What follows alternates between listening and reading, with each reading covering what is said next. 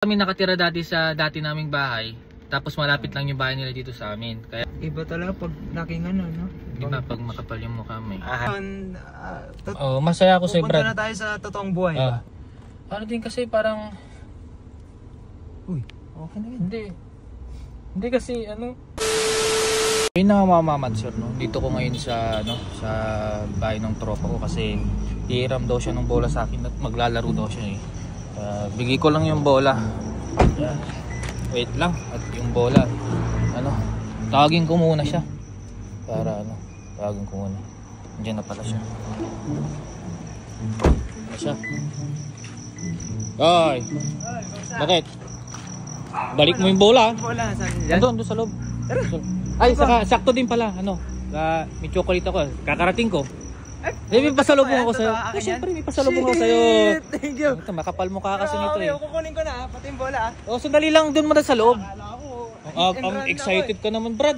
Yun na nga mga mamat sir, no. Ito, kasama ko ng aking tropa. Yun nga, bago siya umalis para magbola. Ito muna, bibigay ko muna yung mga bola na hiramin nga niya nga daw. Tapos yung... Ba't ganito yung bola? Ha?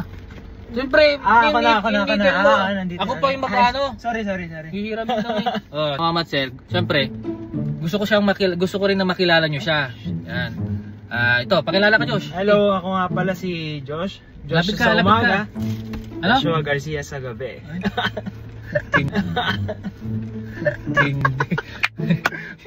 Ulit. Di na, okay na yun. Baka di na maintindihan. Ako nga pala si Josh. Tapos sa gabi, si Joshua Garcia. Maniwala ka hindi? Naniniwala ko. Ayan. Dapat lang. Sarap sampalin mo. Ha? Hindi, wala. Ito, mga hindi. mamatser, ito. Sa hindi nakakaalam mga mamatser, si Josh ay kababata ko to nung, basta 10 years old ako, tas siya ata 6 years old eh. Basta mas matanda kami ng mga 4 na taon. At yun, dito kasi kami nakatira dati sa dati naming bahay. Tapos malapit lang yung bahay nila dito sa amin. Kaya Pero parang di alata, no? Parang mas matanda ako, no? kasi Iba talaga pag laking ano, no? iba pag makapal yung mukha mo eh. Tama. At dito nga siya, at niniram nga niya yung bola, tapos hingi pa ng chocolate ang kapal na mukha. Dapat Grabe. lang. Ako dapat. Hindi kasi kakarating ba? Tama. Kakarating ba? Pasalubong. Pasalubong. Tama. Brad. Siyempre, pag galing ibang bansa, pag uwi, may pasalubong. Okay, Yan tama. gusto ko. Baka lang gusto lang din nilang malaman din yung ano mo, yung parang buhay mo. Bago ka man lang maglaro o umalis nila. Hindi kasi ito mamamansin no si Josh din na siyempre nag-aaral din tumabuti dati nung pero nung nga din nagharap na rin siya ng trabaho at graduate na nga siya. Siyempre para makatulong din siya sa magulang niya. Kwento mo sa kanila yung Ganun. Sa sobrang kahirapan ng buhay nga ay yung mga magulang ko hirap sila mag-ano. Okay. Graduate ako as SM pero Okay. ang hirap. Sandali, para mas maano nila. Wait lang mama sir. Ulitin natin para mas maintindihan nyo yung kwento ng buhay niya. Sige. Ano yung gusto mong ikwento sa kanya para mas makilala kanila? Yun nga, graduate ako as hospitality management. Pero oo nga no. kagaya dati nung high school ako, grabe, pahirapan sa pamasahe, sa baon ko. Ay, hindi madaling hingin yun sa magulang kasi pati magulang mahirap kumuha ng Kumbaga hindi ka makapasok dahil din pero ngayon pinagpursige ko naman na makabawi.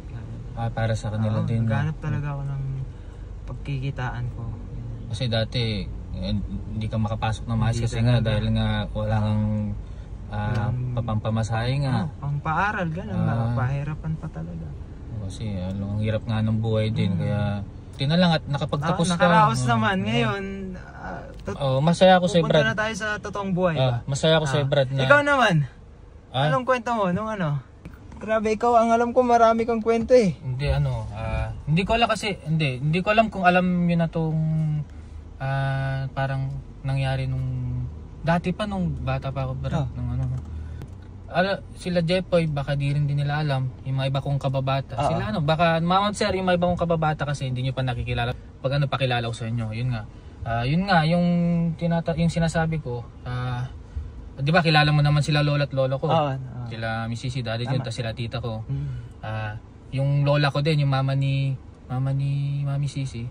Lola ko sa tuhod. Yun, lagi ko nakikita din. Kasi dati Josh, totoo lang. napagkakamalang manananggal yung lola ko, lola ko sa tuhod, si nanay. Kasi lagi kami may naririnig dito na chismis na si ganito ganyan, ganito ganyan yung tungkol sa hindi naman yung totoo. Kaya sila Mami Sisi ganito ganyan na kumbaga nagagalit kasi bakit may kinakalat na ganung mga balita, hindi naman totoo. Kaya kami siyempre nasasaktan din kami. Nasasaktan din kami kasi ayaw din namin naman yung ganun. Kaya minsan hindi lumalabas si lola ko. Bakit? Siyempre Takot. Siyempre ayaw niya yung makarinig ng mga kaya minsan nalulungkot na lang siya, nade-depress na lang siya kasi kada labas niya may mga naririnig siyang mga pinagtitinginan siya ng mga tao, di ba? Din kasi parang uy, okay na yun. Hindi kasi okay na yun. Nasasaktan din kasi kami kasi ayaw din naman namin yung ganun na may nasasabing ganun sa kay nanay. Sinasabihin siya manananggal, ganun ganyan. Siyempre nasasaktan din kami kaya nung ginawa mo?